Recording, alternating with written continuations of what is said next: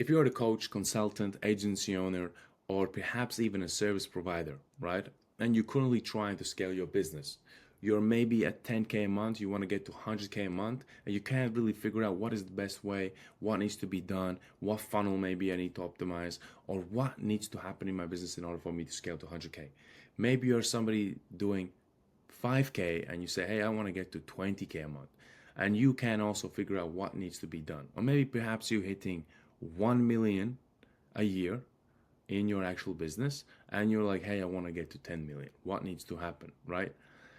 Sometimes, yes, it could be the small things, right? It could be the funnel, it could be finding a great acquisition system inside of your business. It could be like a great team. Yes, this all contributes to growth, and yes, this could all help you to get to where you actually want to go. But most of the times, it's something deeper than that. So within this video, I'm going to share how you can stop doing this one thing that I'm actually going to show you here if you actually want to scale your coaching, consulting, or agency business to actual 7 figures. So let's get into it. So most coaches and consultants struggle to scale not because of strategy, but because of actual mindset. Okay. Now I get to see this firsthand when I have coaches, consultants, and agencies coming into actual business, and I'm having actually conversations with them, and we're having communication with them. I can see there's a huge difference between a coach that's doing 10K a month, 100K a month, 50K a month, 5K a month, right? I can see all that difference. And sometimes it's a way of their actually thinking, the way they think about business, the way they think about long term, the way they think about execution, the way they think about actually making decisions, okay? And yes, I will tell you again, there's a huge difference between a 10K a month consultant, a 100K a month consultant, and a consultant that's doing 1 million a month as well, okay? It's not in tactics, it's usually also in psychology and the mindset and the way they think about the business. Just to give you some context, scaling service-based business isn't only about marketing, sales funnels, or automations or systems, right? Now, these things can massively help you to scale business, but it's not only that. There's something deeper, and that deeper, when we get into that deeper level, it's behavioral patterns, decision making, and mental frameworks often that dictate the actual growth or failure of business. Because if we look at Amazon, right, Jeff Bezos, when Jeff Bezos started, a lot of people didn't believe in him. They couldn't see what he sees in actual Amazon. What Amazon is doing right now, it's enormous success, right? But when he started, a lot of investors couldn't see that this type of like e-commerce could deliver this massive success, right? And Amazon is doing now billions of billions of dollars, right? There was a way that Jeff actually thought about Amazon. There was a way if he actually made decisions in Amazon. So all of this comes down to actually the way you execute and the way you actually think, okay? Because understanding the psychology of scaling is as important as understanding the business mechanics, okay? So let's get into segment 1, mindset barriers to actual scaling, right? Here I want to explain you actual problems that business owners face that are actually limiting the actual growth, okay? So the first one is fear of letting go, okay? So this is something huge, okay? So many entrepreneurs hold on to doing everything themselves. I have seen when coaches are wearing 12 hats in a business. Hey, the coach is going to do he's going to do the onboarding, he's going to do the selling, he's going to do this the tech support, he's going to do the emailing, he's going to do the VA work, he's going to do the marketing, he's going to post the content, and then he's also going to do the fulfillment, and then he's also going to be doing the onboarding. It's like he's wearing 12 hats in the business, okay? Sometimes also there's fear of like when you actually have somebody, right? Maybe you got somebody on board, you have a good player, you know he can help you to scale business, but you don't really trust him. Like, and that was me. I got a sales guy, a closer working, and I saw sometimes leads coming in. I'd be like, hey, these are great leads coming in. I 100% close them. I don't really trust the closers to actually close them. I didn't have too much trust, right? And this is, again, it wasn't really that it was about trust. It was like fear of actually letting go. trusting the process that your team has your back. And here's the same. If you are a coach currently and you're doing absolutely everything, then that could be the bottleneck that's currently stopping you from actually growing your business, because you're trying to do absolutely everything, right? If you're an agency and you kind of, hey, I'm going to be running the ads, I'm going to be running this, I'm going to do the sales calls, I'm going to do the onboarding, I'm going to do the support, I'm going to do the communication, I'm going to do the messaging, and I'm going to do everything else, well, then that could be the actual thing that's stopping you from growing, because you feel like that you can do everything by yourself. But what you really are doing here, you are just you have a high paying job. Okay, at the end of the day, if you're doing everything inside of your business, you don't have a business, you have a very high paying job.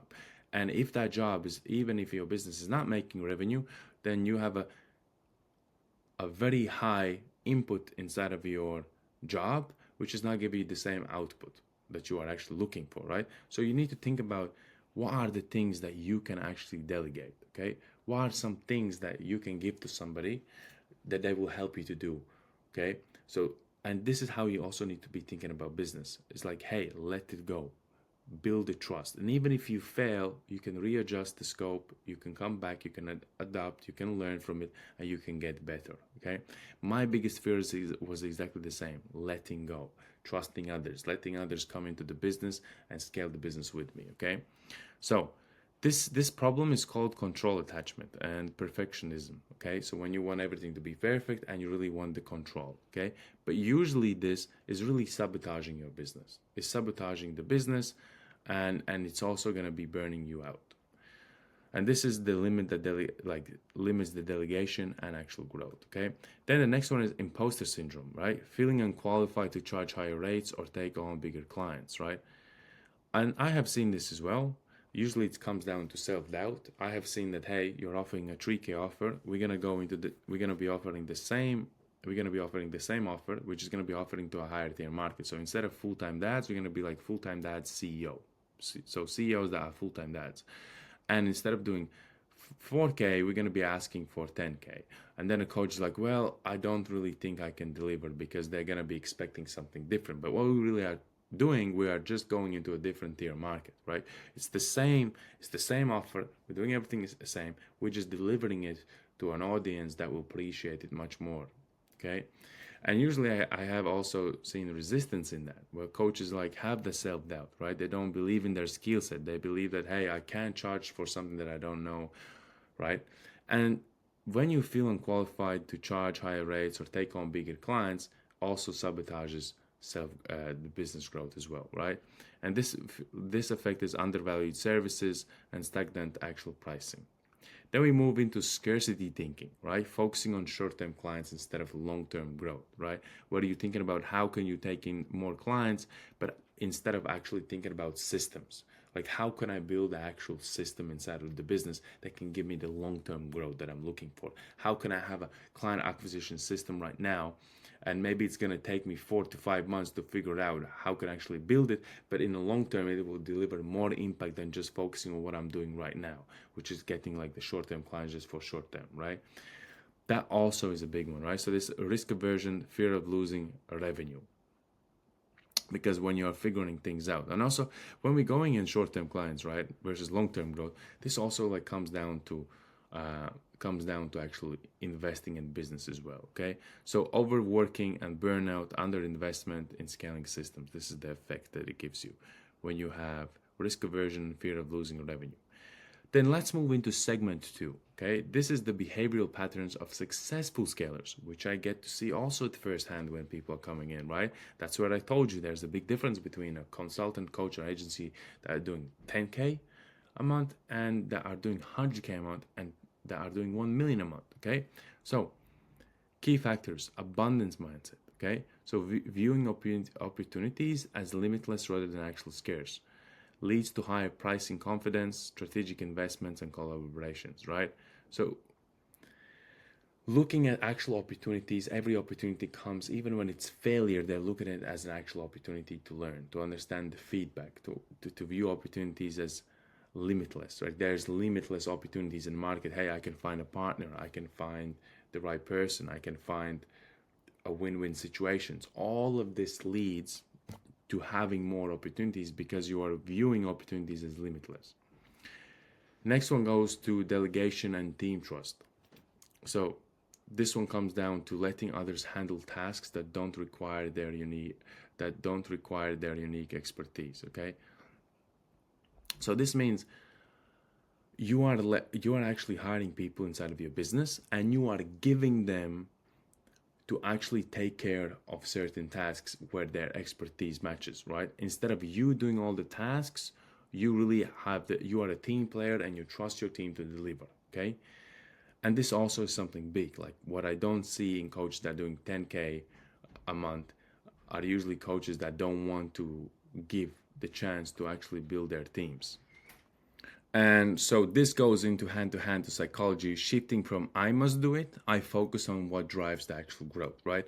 So what drives growth? I'm delegating tasks to actual experts, which would be your team, in helping me to actually grow business, rather than you there wearing 12 hats, not trusting people, not hiring people, and not actually letting your business grow. Then consistent experimentation, okay? So experimenting consistently. So this means investing in ads, right? Like testing different offers, testing funnels, outreaches, investing in coaching programs, mentorships, going into masterminds, right? So consistently in an experiment of understanding like what needs to happen in order for me to actually grow my business. And most of the times, this is what I don't see on the low end when I'm looking at like coach consultants, agency owners doing 10K, 20K a month, is that they are at a level where they're not testing. They are maybe scared to invest in coaching. They maybe are scared of actually putting a lot, much more ad spend and ad budget and actual ads itself, right? Because when you are doing traffic, you need to ads. When you want to test an offer, you need ads. When you want to test a funnel, you need ads, okay? So that requires a lot of investment in actual ads, and usually I don't see that with a lower sales revenue making businesses. I don't see that they have this consistent experiment where they're going like an experimenting, right? But when it comes to like scalers, real scalers that are really scaling 100K a month, 500K a month, I'm seeing like testing offers, testing funnels, outreach, A/B testing, testing ads, just consistently in a mode of understanding like where is the edge, where we can gain edge, where we can gain the leverage. So when we pull the leverage, we can then really scale our business, right? Let's move on to segment 3, emotional drivers of scaling decisions, right? So here my goal is to show why emotion, not logic, drives actual scaling choices, okay? Because we as human beings, we are emotional creatures. We would first, let's say, walk in a shop, choose something emotionally, buy something emotionally, and then try to justify it with actual logic. And the same here, right? When it comes to money mindset, limiting beliefs about revenue can sabotage pricing decisions, right? Like charging less to avoid scaring clients away. This is a way of like being like in limiting yourself to opening up more opportunities inside of your business. When you're in this scarce mindset or this limiting mindset of thinking like, hey, I want to charge less rather than scaring the clients away. And usually when you charge less, you're not attracting the best type of clients. You're actually attracting the worst type of clients, because a high paid client understands the ROI that they will be getting. Okay, a lower paying client usually will not understand it and will try to get the absolute maximum out from you. Okay, next one is the identity alignment, right? People scale successful when their business reflects their desired identity, right? So example, seeing yourself as authority versus struggling coach, right? This is a huge one. I'm going to actually highlight this. This is a big one here. So sometimes a coach may come in and they be struggling to get 5K, 10K a month, right? They're like kind of inconsistent. And then instead of seeing themselves as authority, right? Having authority, having the subject, having studied the things, they see themselves as really struggling coach because they don't have enough clients, right? But the client part is not really what gives them the authority. The client part is that they don't have the right systems. And a coach wasn't specializing, unless it's a business coach, but a mindset coach wasn't specializing in actually scaling and growing businesses, right? They were not specializing in that. And because they're not seeing so big success with their business, sometimes they have this like, hey, I'm not really an authority. I'm more like a struggling coach because my business ain't growing, okay? Also, risk tolerance, right? Comfort with calculated risk drives investment in marketing, hiring, or tools. Okay. So when it comes to a couple things here, emotion about risk, right? Again, well, like I said, the ad budget spend, like how much are we going to spend on actually getting an A player in a team, right? The tools, like the subscription, everything's again risk tolerance. Okay, let's move into segment 4, which is practical mindset shift for scaling. Okay, so I want to give you actual mindset shifts that you can use to actually scale your business. Okay, so I want to give whoever is watching this actionable actual steps. So this is not something that you watch and then forget about it, but are actually taking actual steps. So all my viewers, all the people that are watching this, I want you to take actual action. Okay, set clear revenue goals and anchors, right? So decide your target revenue before creating offers. Okay, so like create where you want to be. So I want to make 1 million a month. Okay, then create an offer that can help you to actually scale to 1 million rather than pricing yourself under 1K or under 2K. Price yourself to a level where it's much easier to get to that million. Like, hey, I'm going to be doing 5 to 10K offer or 10 to 15K offer. Okay. Delegate 20 to 30% of tasks this month. Okay. Start small to retrain trust patterns and focus on high value activities. It's super important that we understand here that your business is not just going to grow by you doing task by task by task by task. It's going to grow when you really understand the high value activities. When you pull down, that's really gaining the leverage and it's giving you bigger impact in scaling actually your business, right? So this is why I really suggest you to delegate 20 to 30% of tasks this month. Either it could be a VA that helps you to with your clients, or either it could be a salesperson that you delegate to do most of the closing, or maybe an appointment setter that would do most of the follow-ups and messages and getting people to rebook in, right? Whatever it is, it needs to happen inside of your business. Make it happen, okay? Reframe failure as actual feedback. Keep lessons learned. Log for every campaign, offer, or outreach attempt, for any ad that you're running, right? Everything that you're doing, either you're running like AIB testing, what you need to understand, whatever you are currently doing in the marketplace is giving you feedback. So there's no such a thing as really failure. It's just actual feedback. And the feedback is telling you either you are close, you're not close, things need to be changed, what needs to be changed, so on and so forth, right? And then a couple things actually I want to start, because your mindset really is what drives you forward. And the mindset also, once it starts to driving you forward, it also dictates the destination where you actually will arrive. So I strongly suggest you to visualize your authority and influence, or spend 10 minutes a day imagining your business at scale. Not just doing tasks, but actually scale. Like imagining your business where you are, at what level, like what clients you're working with, like your office, like what you are doing, like day to day. What does your team look like? What does your revenue look like? What does your business look like? Not just by you doing tasks, but actually visualizing the entire growth of your business. Then let's move into segment 5, right? Content hooks and YouTube strategies, right?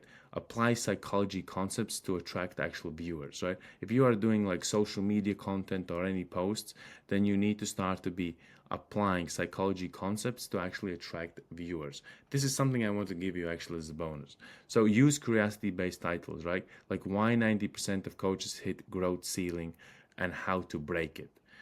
Or for example, this mindset shift that scale your agency to 7 figures. So you are using numbers here and you're also using psychology. So it's super important that you, when you are doing social media, that you are actually also coming as authority. You are coming off as person with expertise, person that understands what they're talking about.